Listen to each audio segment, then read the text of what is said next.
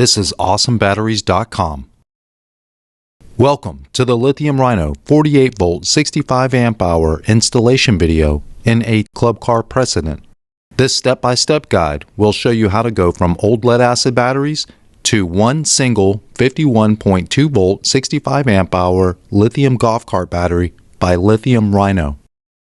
Your Lithium Rhino battery and installation kit will ship inside of two heavy-duty cardboard boxes. The larger box contains the battery, and the installation kit is inside the second box. Let's open the battery box and take a look at the Lithium Rhino 65 amp hour battery. This is the 51.2V 65 amp hour battery by Lithium Rhino. This budget-friendly battery is perfect for anyone with a non-modified golf cart. Now let's open the installation kit box and quickly go through everything that comes with the battery. The kit includes the onboard charger, connection wiring harness, and the main battery cable replacements. To activate the onboard charger, Lithium Rhino includes the AC port replacement and cover plate. This is the 48 to 12V reducer for your lights and accessories. Here is the dash-mounted battery meter and wiring harness. Lithium Rhino provides a very useful owner's manual, installation guide, and printed information data sheets for every component. Lastly, Lithium Rhino's goodie box includes safety glasses, work gloves, lead battery pullers, extra hardware, awesome stickers, and zip ties. Everything you need to convert your golf cart to a lithium battery.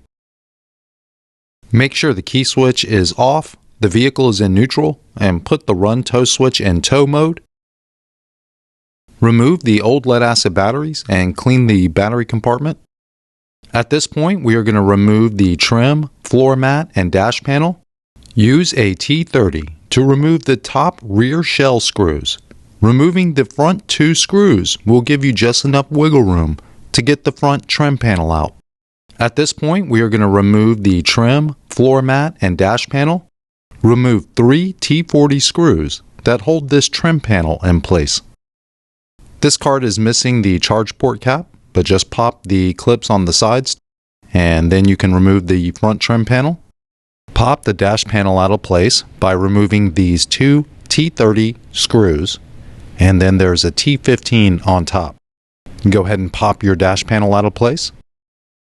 Use a T40 to remove this top mounting screw for the controller panel. This will allow you to pull the panel forward and access the controller and solenoid. We will start by replacing the B negative cable at the controller. Remove the existing B negative cable with a 13mm socket. You will see there are several grounds joined together. You will be deleting each of these additional grounds. 2 go to the OBC. Go ahead and unplug the gray wire from the back of the OBC and unplug this connection on the black wire. Disconnect this bullet connection. The other end is the ground for the vehicle's light harness. You will have to cut one of the ends off the main negative cable to remove it as it passes through the OBC. Connect the new Lithium Rhino main negative cable to the B negative port on the controller and tighten to 11 foot-pounds or 142 inch-pounds using a 13mm socket and torque wrench. To replace the B positive cable, use a 13mm to disconnect the original B positive cable from the solenoid. Note, you will have to put an appropriately sized eyelet on the end of the pink wire. Put the new Lithium Rhino B positive cable in place along with the pink wire and tighten to 11 foot-pounds or 132 inch-pounds using a 13mm socket and torque wrench. While we are here, let's go ahead and bypass the OBC, cut the wires from the back of the OBC, then disconnect the wiring harness here. Now connect the white and blue wires together to give the blue wire 48 volts. Cap the other wires off, and then plug back into the main wiring harness, and the OBC is now bypassed. Perform some wire management, then close and secure the controller access panel. To install the voltage reducer, I had to widen the 2 mounting holes with the drill bit just a little bit. Then I use the provided screws to secure it to the battery compartment. I'll quickly go through each wire from the 12-volt reducer. The red and black wires with the eyelets is the 48-volt supply. We will be securing them to the battery's post. The yellow and black wires are the 12-volt supply for our lights and accessories that we will hook up to our lights and accessories. The blue wire is an activation wire that we will route to the dash and secure to the cold side of the key switch. Pull the blue wire through the battery compartment and route with existing wiring harnesses up to the dash. Use a dual spade connector or POSI tap to secure the blue wire from the voltage reducer to the blue wire on the key switch. This will activate the voltage reducer when the key switch is in the on position. While we are at the dash, let's go ahead and install the battery meter. The best place to mount it is right on top of the panel. You will need to create a hole behind the meter to route the meter's wiring harness. Route the battery meter's wiring harness through the hole and back to the battery compartment, securing along the way to existing wiring harnesses. Use the provided mounting screws to secure the meter to the dash panel. At this point, you can go ahead and do some wire management, then replace the dash panel. At this point, square away your 12-volt system by connecting your 12-volt load to the voltage reducer's output wires. Mount the Lithium Rhino onboard charger anywhere inside the battery compartment using the provided self-tapping screws. Plug in the battery connection harness to the charger's output wiring harness. We need to replace the charge receptacle to plug in the onboard charger. Remove the 3 mounting screws on the original charging port and remove along with the original charging cables. Press the Lithium Rhino AC port into the front trim panel. It is a tight fit, but we are going to use the provided screws to secure the AC port to the trim panel. Plug in the charger's input wiring harness to the back of the newly replaced AC port to finalize installing the charger. Once secure, perform some wire management of stored cabling in between the shell and the battery compartment. Replace the front trim panel and reinstall the floor mat and side trim pieces. Now we can install the battery. You can set the battery anywhere inside the battery compartment. For this install, I did trim these small pieces of plastic form from the battery compartment with a small grinder. I slid the battery all the way to the left and found a great spot for 4 points of contact. Secure the battery to the tray using the provided screws or nut and bolts. I like this spot because I didn't have to drill into the vehicle's main frame, and all 4 corners of the battery are sitting flat. The battery is extremely secure. We are ready to hook the battery up. Start with the positive side and go smallest to biggest. The biggest wire touching the battery's terminal is the red wire from the 12-volt reducer, followed by the red charger output wire. And finally, the largest item is the main positive cable.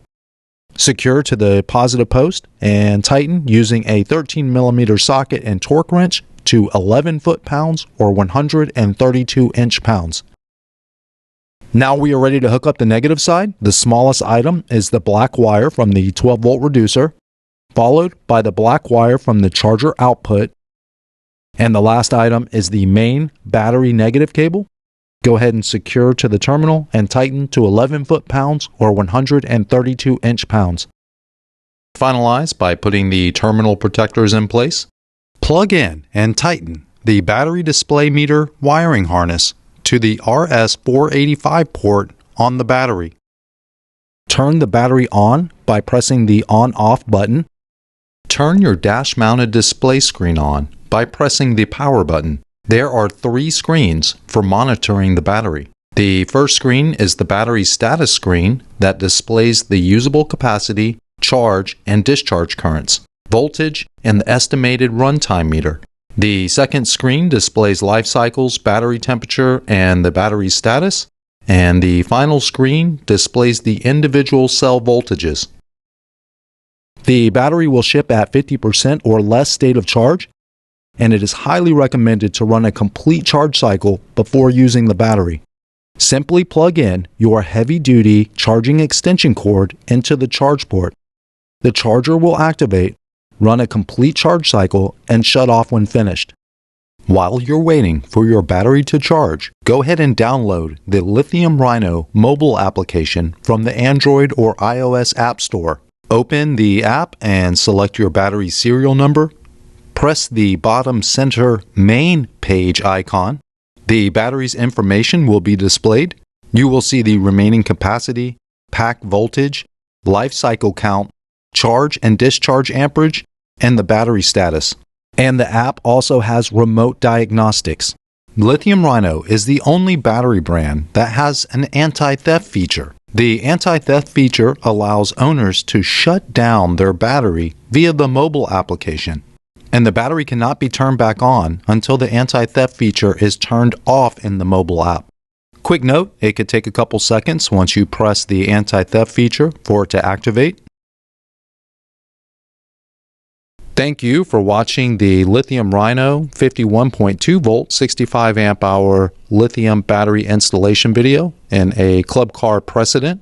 I hope this video answered all of your questions. If you have additional questions, please contact us directly through the Awesome Batteries website. You can schedule a phone consultation if you would like to speak with us in person. We are here to help. You can also purchase this battery online at awesomebatteries.com. I've provided the links in this video's description. Please press the like and subscribe buttons. We have new product information and installation videos releasing weekly. We appreciate you watching until the end and hope you have an awesome day. Thank you.